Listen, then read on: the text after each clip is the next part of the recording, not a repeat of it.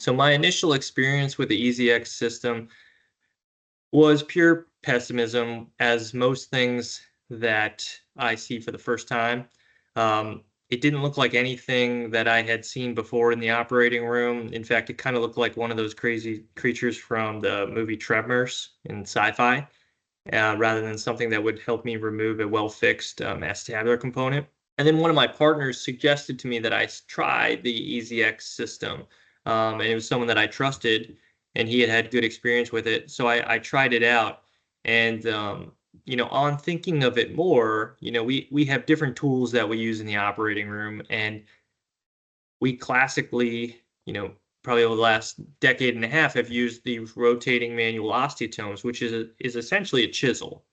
And what the EZX is and why it looks different is it's not a chisel, it's a saw.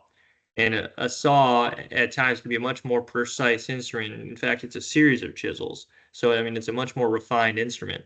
And there's some serious advantages to using a saw over a chisel, and one of which is that the blade of the saw can be much, much thinner than that of a chisel because it's cutting through and removing a small area of wood or bone, as opposed to a chisel, which has to drive in between and actually kind of slice in and wedge. It's a wedge. It wedges in between those fibers.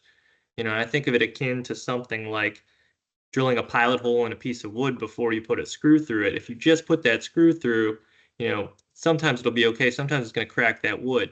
If you drill a pilot hole to make room for that screw, then it's less likely to crack. And that's essentially what the EZX does, is that by removing a small area of bone that from the kerf of the saw all the way around that acetabular component, we're able to not use excessive force, not wedge a chisel in between there, but rather remove that bone all the way around it, which I think is a very precise and low force way of doing it.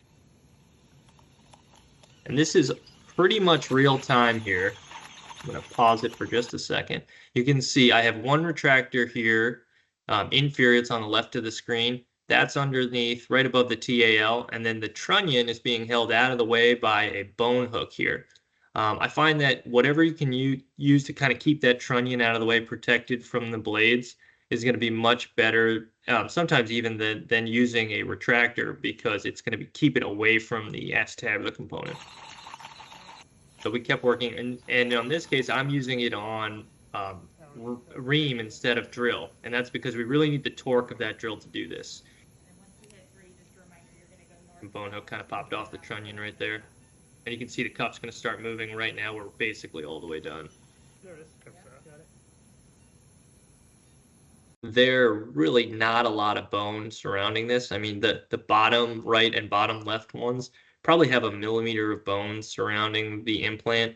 So if you kind of think about that, that's probably sized over 2 or 3 millimeters over the size of the cup, which still much less bone loss than we would be experiencing with other systems.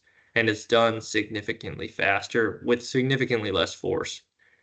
And to me, that's really the thing that changed my practice. Was it's significantly less force, it's much more precise, and essentially it's easier.